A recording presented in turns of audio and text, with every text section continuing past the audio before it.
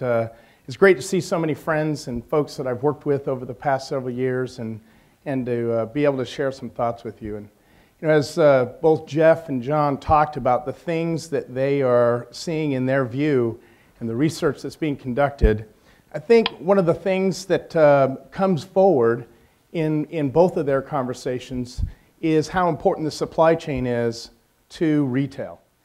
And when we think about drones or we think about 3D printing or et cetera, what we're really talking about is supply chain innovation. And where I spend a lot of my time is understanding what are retailers doing in the supply chain to innovate and drive value. And each year we conduct a study to discuss and to understand who the best companies in the world are with their supply chains. If you think about some of the companies, and by the way, as we think of, say, McDonald's or Amazon or some of the others, what comes to mind is companies that are, like Jeff said, willing to try and fail, but also are very interested in succeeding quickly on innovative technologies that allow them to do more with less and to be able to do things differently than their competitors are able to do.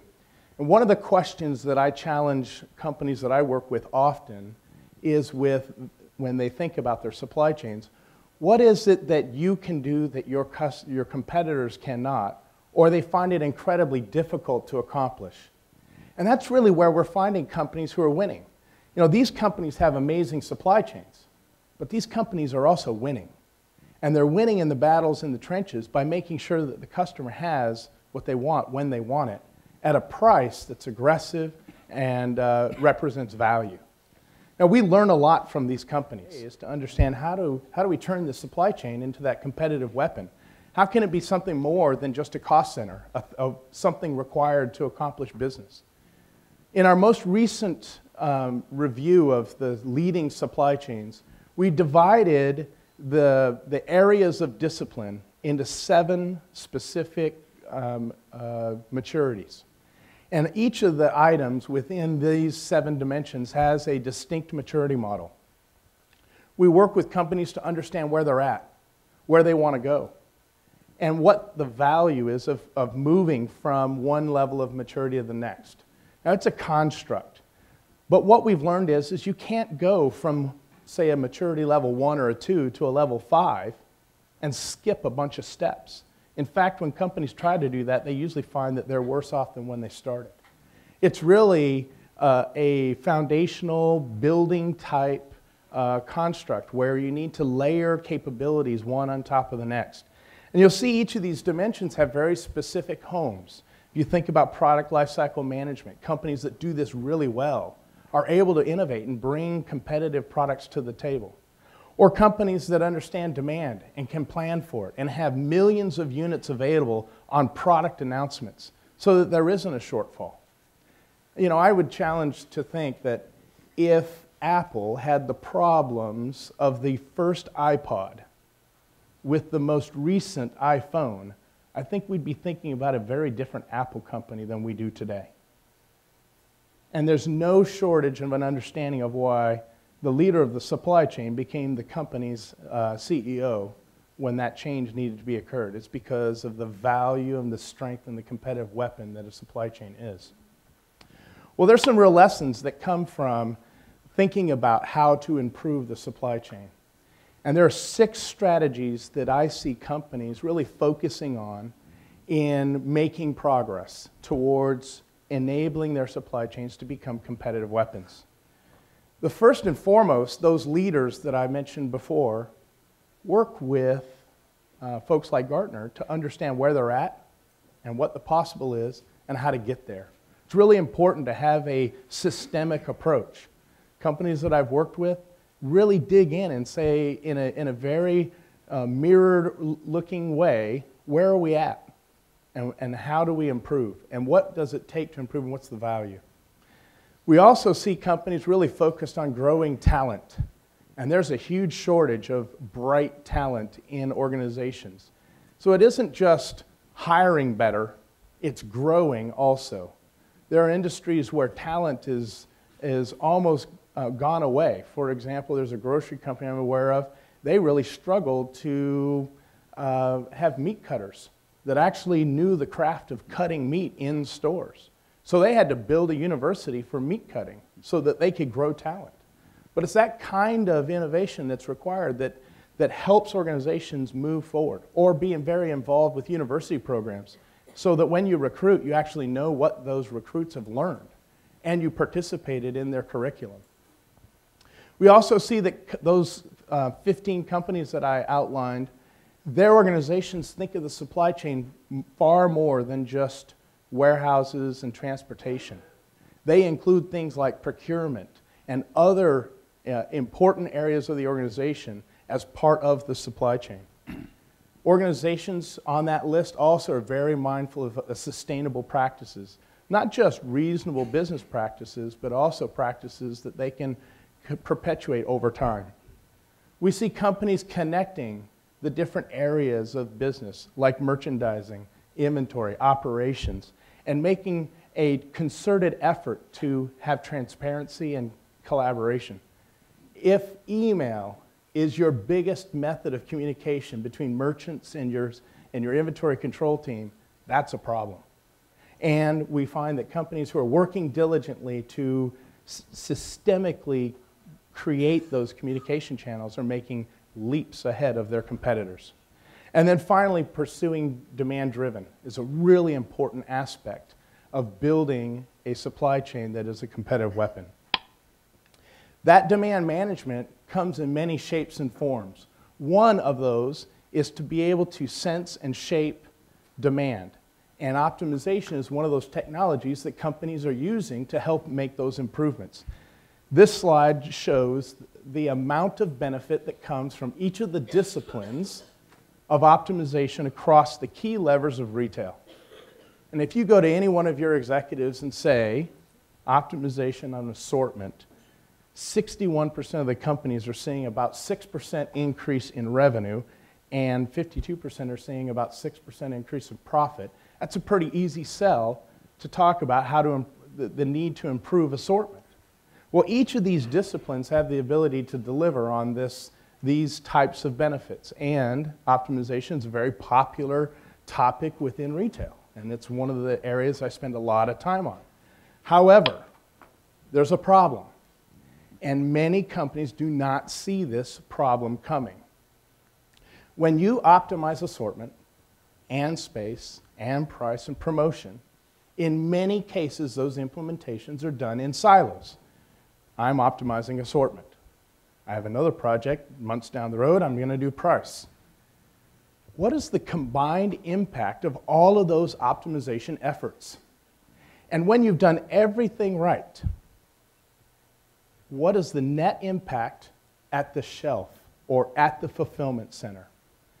The problem that I see happening today is that the retailers who are working really hard to get those amazing benefits are not collaborating and sharing the impacts, not only with themselves, but the internal supply chain and their suppliers. And this is causing quite a problem. Today, the global in-stock position in retail is about 94%.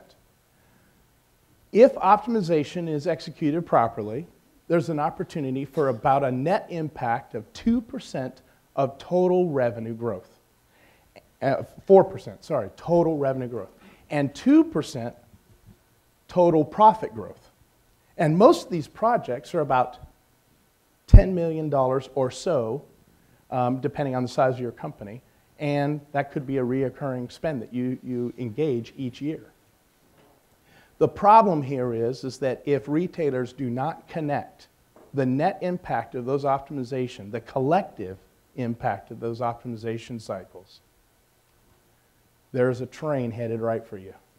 And that train is 94% in stock is going to go down because you will have shaped demand that your supply chain is not prepared for, nor are your suppliers. And your inventory value is going to go up. So your balance sheet will go in the exact wrong direction on two key levers.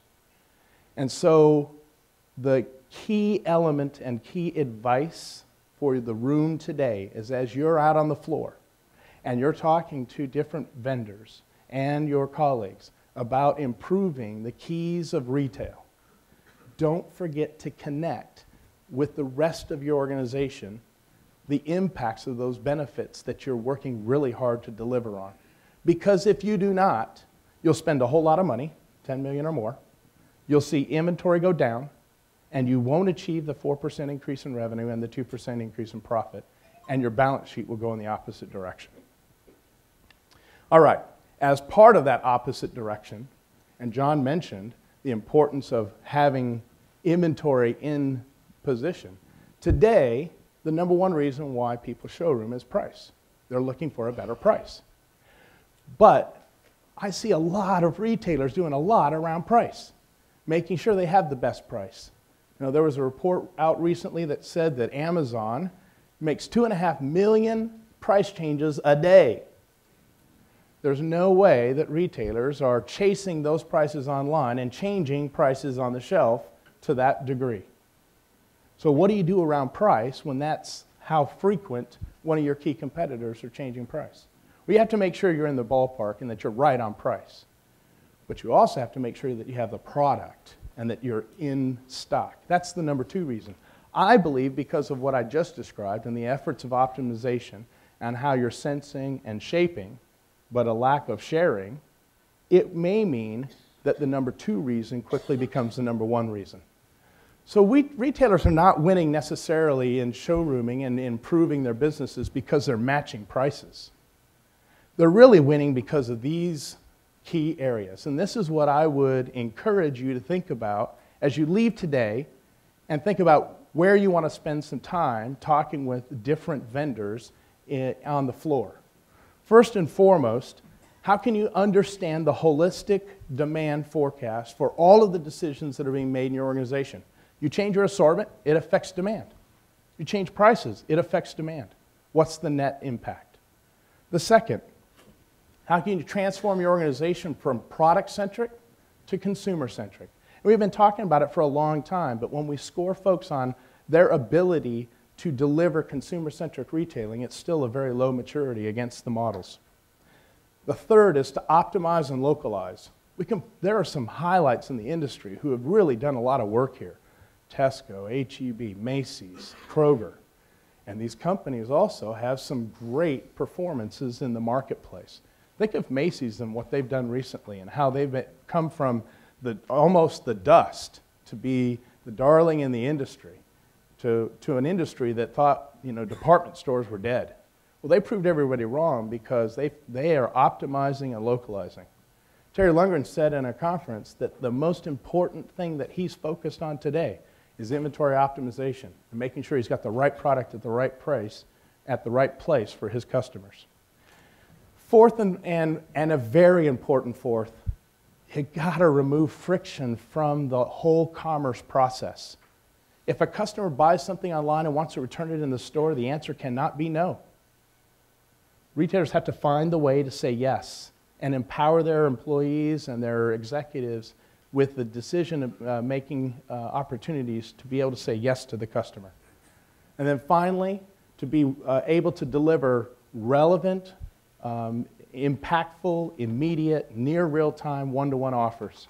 This is the way a retailer becomes stealthy. If you're communicating directly with your customer and you're offering them a promotion that's very relevant to them, your competitors don't even know what you're doing. There's nothing to match because you gave a very relevant offer to an individual consumer about a product that they cared about. So there's not a competitive price to check. There's nothing to copy because you've been very intimate with your consumers. When retailers do these things, they're able to lift above the challenges of showrooming and the other elements that are happening in retail today that are threats to the business. You know, Gartner just introduced a new product around digital marketing. We have a whole research team that's focused on how are companies using digital to market and create capabilities for their different business units. And we have a few folks from our practice that are here today, and if you're interested, there's plenty of research there that we can talk about. So with that, I'm going to take my seat, and we're going to have a few questions, and I thank you for your time.